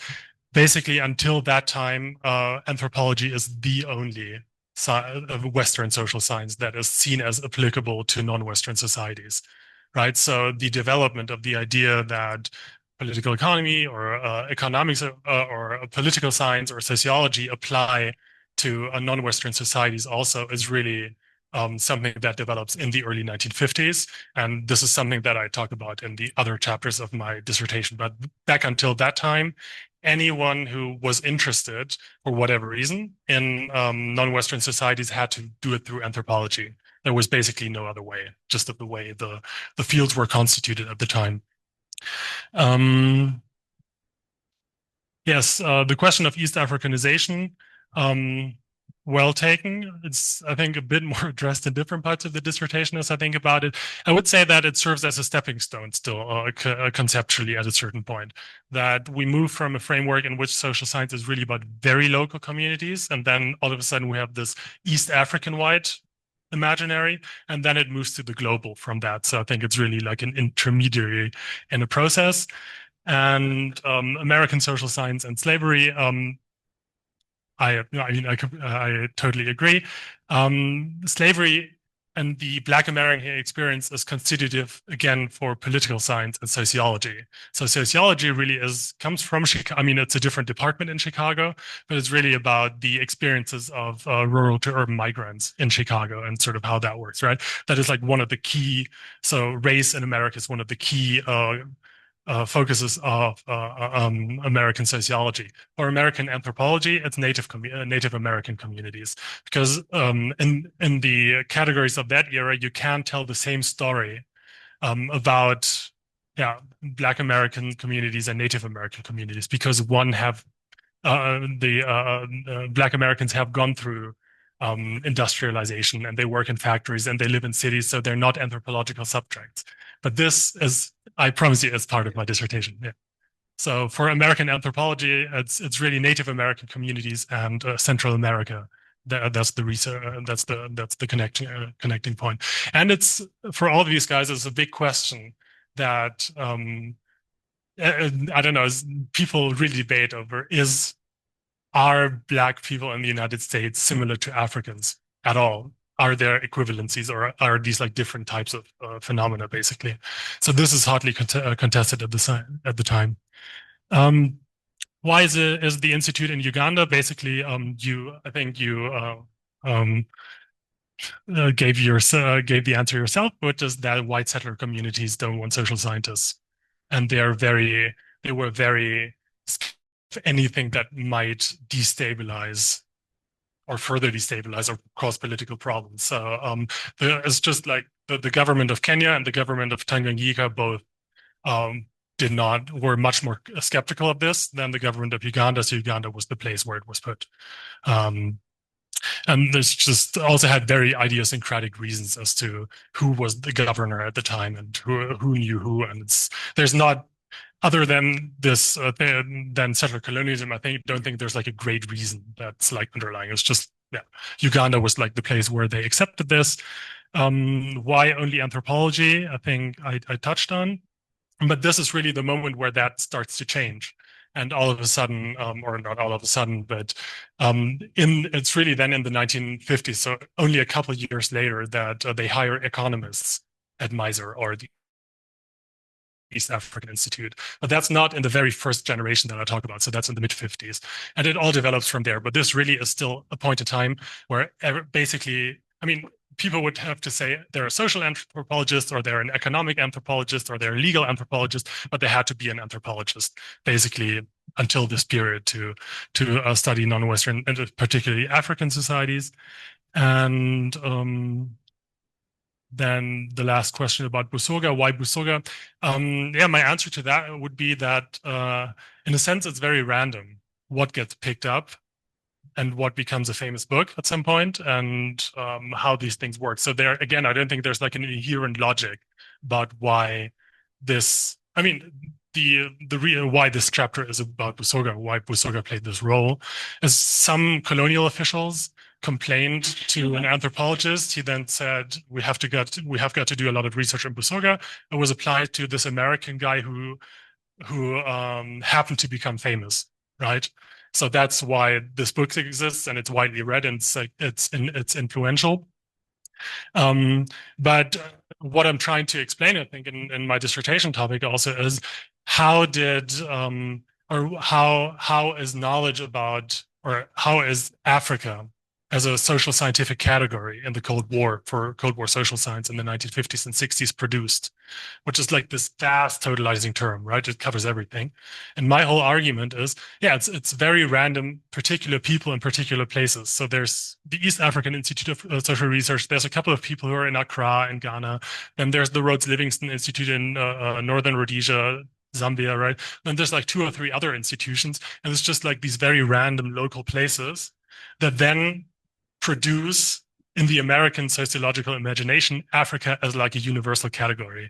And I think the point I'm trying to make, and why I think it's interesting to look at Busoga, is what are the specific instances that this conception is produced, which, last thing I would add, it becomes extremely influential then in the 1960s in structuring American aid policy and political approaches, right? So they really read a lot of social science. I see that in my sources all the time in the 60s, that all of these American officials, they quote Fallers, they quote other social scientists. So to them, this kind of book, and maybe this book, and maybe like half a dozen others, define what Africa is in the 1950s and 1960s. And that, of course, is filtered through very local context, which I think, is what I try to highlight. Thank you. Thank you, Simon. So let me just start by adding my voice to what Arthur said. I would like to think that how Lloyd Fallers thought and his colleagues, there is something that is influencing their thinking, and part of that something, we have to look at the society where they came from. So we have to have that cognizance of the black and white politics, the slavery, the civil rights movement in the 1950s and 60s. So I want to believe that there is something that from there that is influencing how they look at Ugandans. Having said that, so you talk about the Cold War, and that's it. So we probably have an idea what the Cold War is, and so each one of us is banking on their idea of the Cold War, and hopefully that it is the same idea. And so listening to the talk, I look for the Cold War and I don't see it.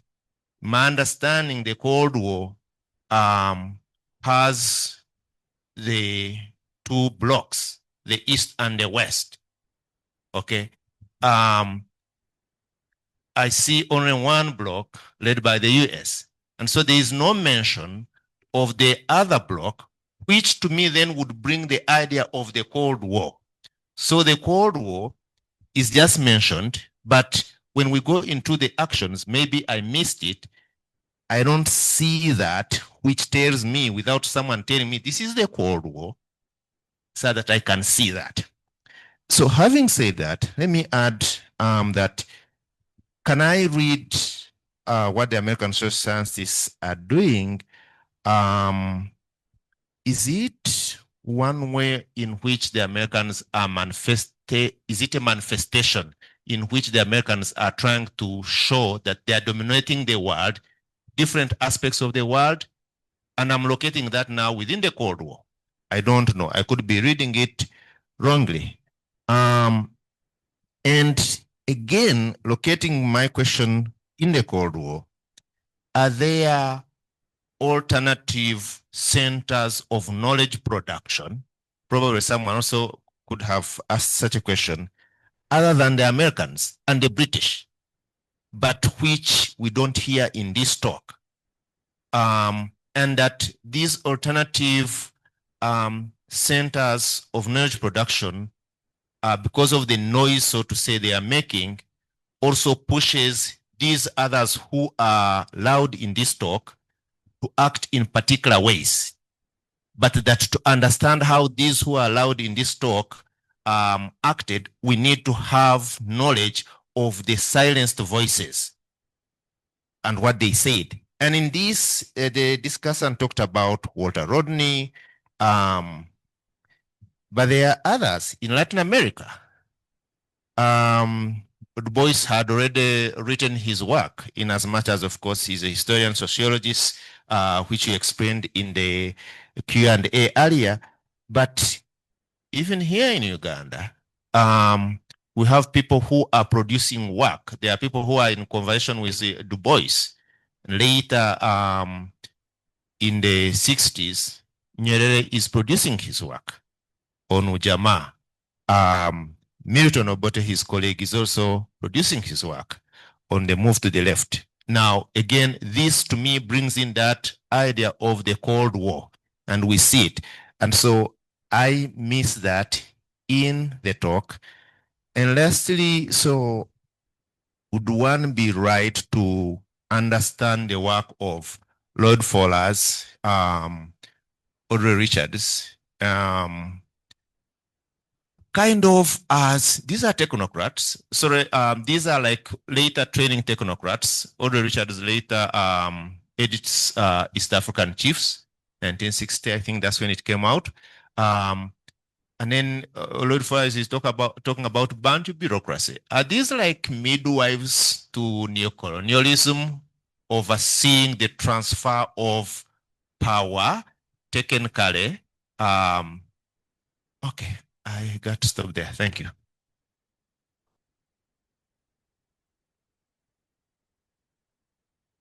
All right, I'll just take that. Thank you. Was Fallers' thinking structured by the domestic politics of the United States and the civil rights movement? A quick answer to that is, of course, it was. One interesting, so again, this the whole question of like, where do Black American scholars show up and other radical traditions becomes very prominent and very important in the second half of the 1960s and the first half of the 1950s and the first half of the 1960s, but not quite yet at this moment in the late 1940s, which your point is very well taken. That's just a different chapter, but again, probably should have been clearer in the talk. Interestingly, though, Fallers and like almost all the Americans I talked about, and even a lot of the British people I talked about, think of themselves as liberals in the political spectrum. So they don't, right? So they don't think about themselves on the right. And a big part of colonial social science is that these people see themselves as colonial reformers, right? So they don't, again, of course, from an African perspective, and like also from, I guess, like from a leftist perspective and from many other vantage points, this seems ridiculous, but they think of themselves as progressive modernizers. And they have like all of their sort of progressive justifications for colonial rule. And a similar thing applies to the Americans. All of them are New Deal liberals. So what they think they're doing is they're exporting the New Deal, which worked so well in America all across the world. And then Uganda also can have its own New Deal, and it can have a dam, and it can have all of these development projects, right? Then what is the Cold War?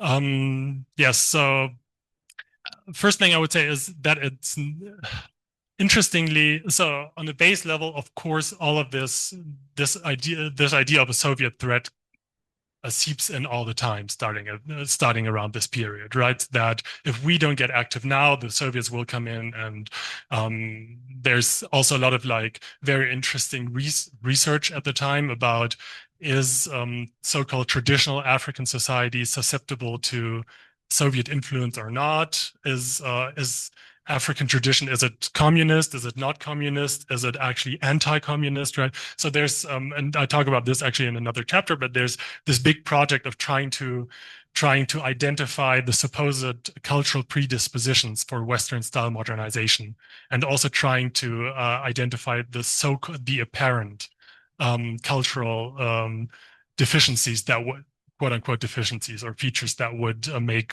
societies vulnerable to the Soviet threat. I would say at the particular point that I talk about in this chapter and in this presentation, it's more of a preemptive Cold War. So the Cold War is hot in Asia, and it's heating up in a lot of places. And then Americans start to think maybe we should also think about Africa before the Soviets do. So there's this, but you actually see, so the reason why then Lloyd Fallers and people like him have to go through a colonial institution is because there's not yet American funding, but there is American funding to go do research in Africa, in Asia, and China, and Japan, and Korea, and there's like a whole sort of like infrastructure around that. But there's this idea that, yeah, of course, most of Africa is still under European colonial rule. These are our allies, so it's like not the first worry in the Cold War, but it is a concern that seeps in and again and again. In the early 1950s, I don't think you see it super concretely yet in the field. Also, this is pre-Suez crisis and pre-Algerian war, which are really the thing, and pre, of course, like Ghanaian independence, which are the things that supercharge these sort of like worries in Africa. But it's a very preemptive. The Cold War might be here. So we have to get active now. Yeah.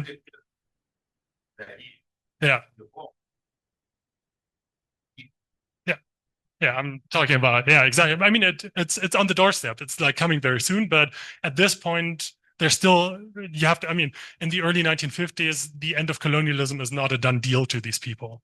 So this is really something that shifts in 1930, 53, 54, 55, when people basically everywhere, except the Portuguese, but everyone else more or less accepts this is ending at some point. Maybe it's in 10 years, maybe it's in 20 years, but at the founding, in the era of all of this colonial expansion of colonial development and research infrastructure, the idea is this will be around in 20 years, 30 years, 40 years, and this is why we need to start this gradual process of modernization now. So once the idea of African independence becomes accepted by everyone, which is in the mid-1950s, of course, the Cold War also becomes much more immediate in a sense, because then you can't rely on British control in 20 years, but you have to think about African control in 5 years, right? And then that makes it much more immediate to social scientists. 1963, basically. Yeah. So there's the last chapter is about what I would think of as the containment or the attempts to manage decolonization in pro-Western lines and the use of social science for that. Boys, America, comes to Ghana. That's around the time. Yes, late 50s. Late 50s. Right. Yeah. Right. Late 50s, yes.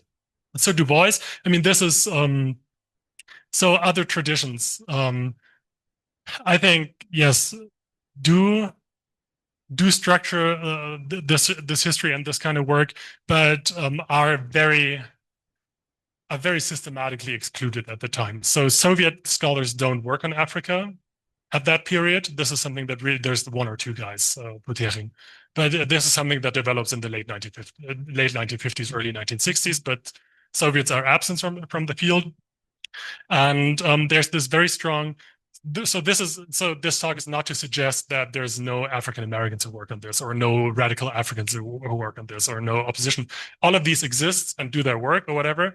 And then maybe 10 or 15 or 5 or 10 years later, we will see Du Bois going to Ghana, and we will see these other networks. But at this time, in the late 1940s and early 1950s, so at the height of colonial reform, which is what this chapter is about, they're complete. I mean, to say they're marginal is wrong, but the institutions I think about and I try to understand in this chapter just do not engage with this at all. And this is then something they will do later because of political pressure in the late 1950s. So this is then where the civil rights movement and so on comes in. But at least in my sources, on the founding of the East African Institute of Social Research and on the early engagement of American social scientists with African societies, this does not come up, but it then starts to come up once independence becomes like a more tangible, concrete thing. And one more, and then the question: is this a midwifing neocolonialism? I mean, it's not how these people would think about it, but I think the answer is obviously yes. I mean, I guess it depends on like how do you view the politics of development in the 1950s, 1960s, and 1970s. But sort of the view I take on that is yes, that absolutely what this is supposed to do is really entrench Western approaches by imposing Western social scientific categories by saying these models are universal, and this is how we should understand any society anywhere in the world, which also means that our answers are other correct answers. Thank you. Thank you. We do have a few questions online that I hope maybe we can answer briefly. So I don't know who is behind Infinix X6850. It seems they're no longer online. They had a question about broadly about the definition of relevance, about Busoga's relevance, which I think you've also sort of covered earlier. But and then I don't know if David, would you like to ask your questions directly? Oops. So I see David, Ali, and Patrick have questions in the chat. I don't know if you'd like to ask them. Please go ahead and unmute. I think I'm unmuted now. I had a little trouble putting my hand up. One, I really love this lecture, and there's so much in it that connects to so much that I've thought about over the past 75 years, because I probably met Rupert Emerson when I was 8 years old and started hearing about things that later sounded like he was one of the fathers of this modernization thinking in international relations politics. But as I read Fallers again and again and again and again, I started to see that Fallers was like almost as if Max Weber had come to Busoga and found exactly what Max Weber was looking for. And this is a side of your interest that it doesn't seem you take up in this paper, is what Fallers was actually doing in his research, what was kind of guiding him to these particular questions. And I mean, this does roam back to Chicago, where Max Weber had great influence on all these people who would start this committee on the study of new nations, Clifford Geertz and so forth. So Chicago has a big role, but I was also thinking that during this period you're writing about, there is the tension among SOAS London, the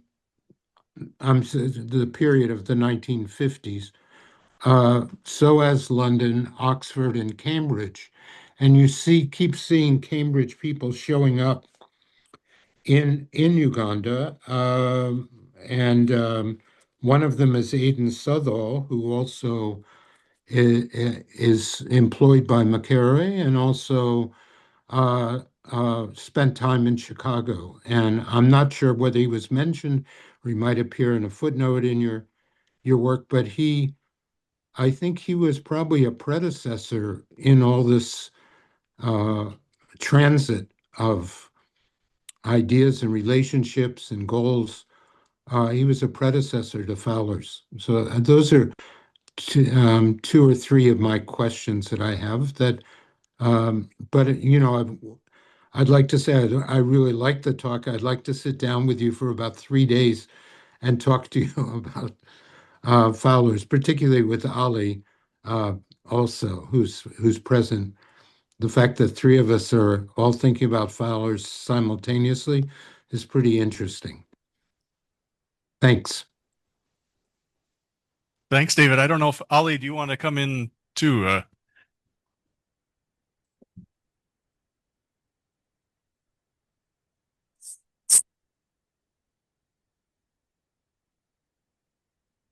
Hi, Ali. I don't know if you're there. He also put some questions in the chat. as well.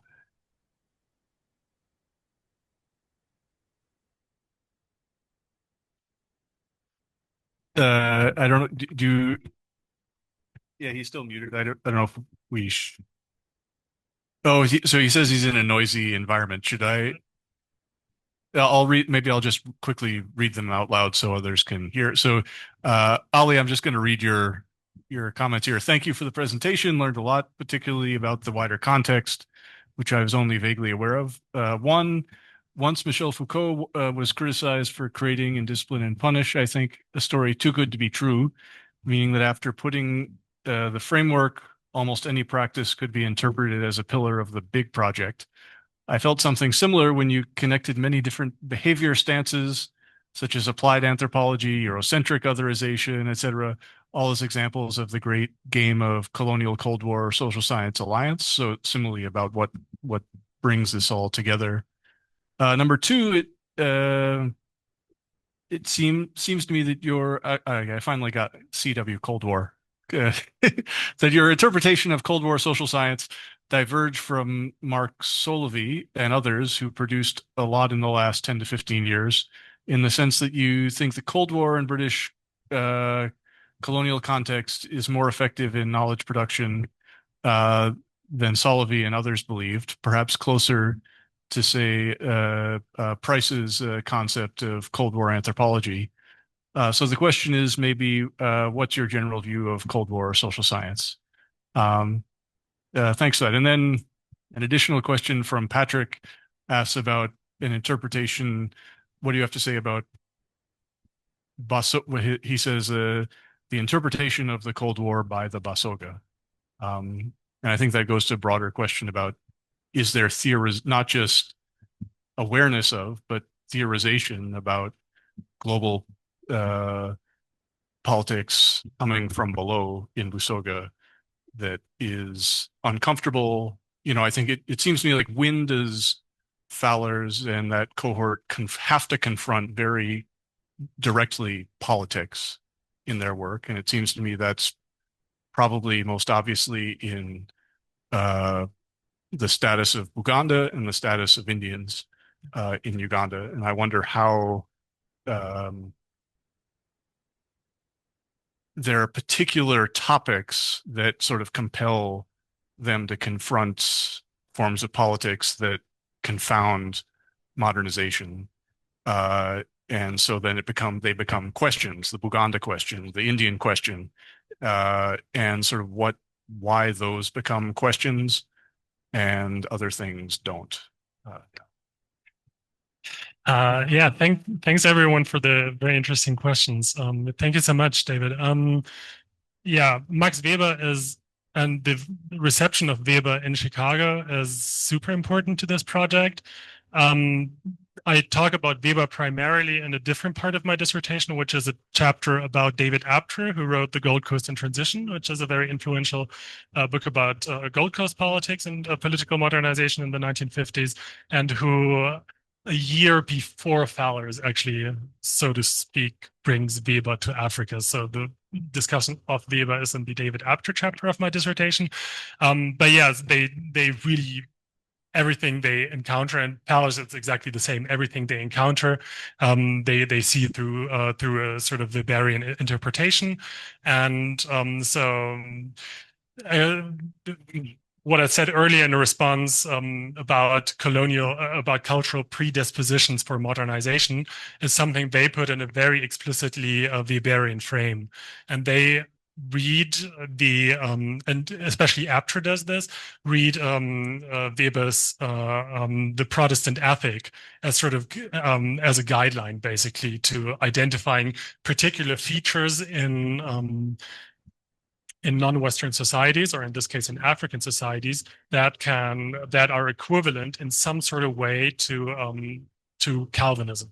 And when you can identify that is what unlocks modernization, basically. And when you can't identify that, you basically have a problem. And the other thing they do, and this is, I mean, as you know, this is all throughout Fallers, is they have this sort of teleological conception of the Weberian types of authority, right? So that so Weber has this threefold distinction of types of authority between traditional authority, charismatic authority, and rational legal authority.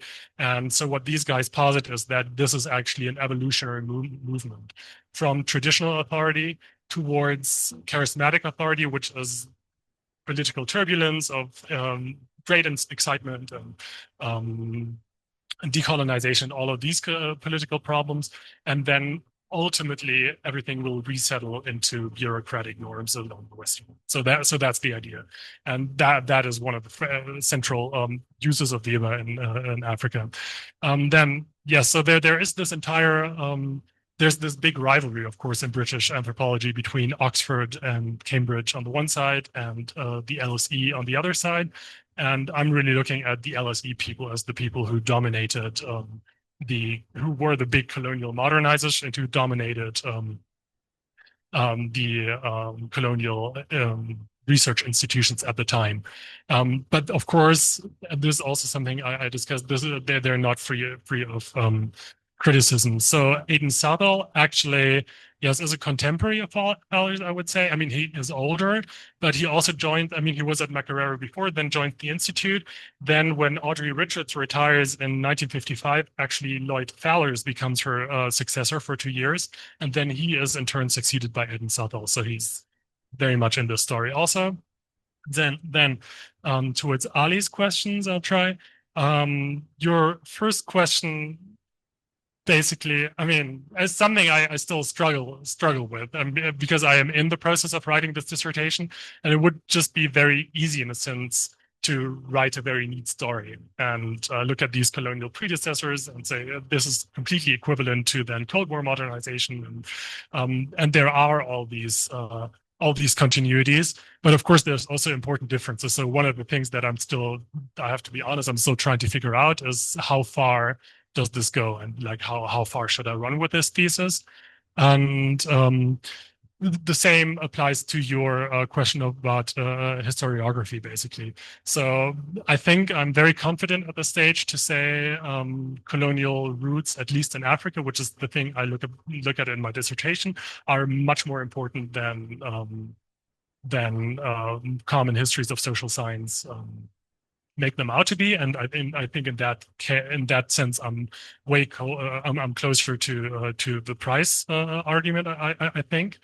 But yeah, I'm still trying to figure out how far did this go, and like how important were they, especially once you get into the, let's say, the early 1960s, and this like early generation of like 2,000 Americans who structure what Africa is for everyone else, are no longer the only ones in the room. But all of a sudden you have dozens and dozens and dozens and hundreds of people who have never interacted with colonial administrators, and they also do African or Indian or South Asian research or whatever. But the one thing that I would say, and this again is not really in the talk, is that the approach of the Ford Foundation and the Carnegie Corporation were really very strongly influenced, not necessarily by the colonial actors themselves, but by the social scientists who interacted with the colonial actors. So they really read Fallers and Aptra and asked them in for interviews about not only African social science, but development policy all the time. And so the Ford Foundation officers also have a lot of contact with the colonial office. So there's a lot of interplay there. But again, sort of, I'm trying to figure out like how strong to make that argument still. So that is correct. And yeah. So how was the Cold War interpreted by in Busoga, and sort of when were social science modernization theorists forced to confront politics? That is a very good question. I think the examples you pointed to, so the Indian question and also the Kabaka crisis, of course. Sorry. This is ones that I think Fallers wrote about Indians, but never published directly on it. I think that's really interesting. Yeah. So in a colonial context, this falls along similar lines about why white settlers are such a such a touchy research project. So in the East African Institute of Social Research in the 1950s, there's all the time there are attempts to do the big Indian project, because that's sort of like the obvious, at least in urban areas, that's the obvious question also that would confront an Institute of Social Research. British colonial sources don't want to fund it because it's too controversial at that point. They try to get a Ford Foundation funding for it and don't succeed, I think. I would have to go back to my material to look at why. I'm not sure. I mean, it's an interesting question. I'm not sure I have like a clear and concise answer as why do certain aspects of politics bubble up and why do others not. But it's certainly, it's all of that is certainly something that's in the mix.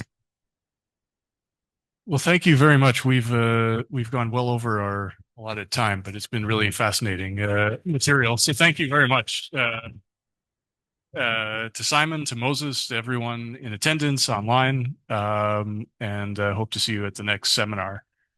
All right, thanks everyone for attending, and thanks so much for all the questions on the feedback. This was a pleasure. Thank you.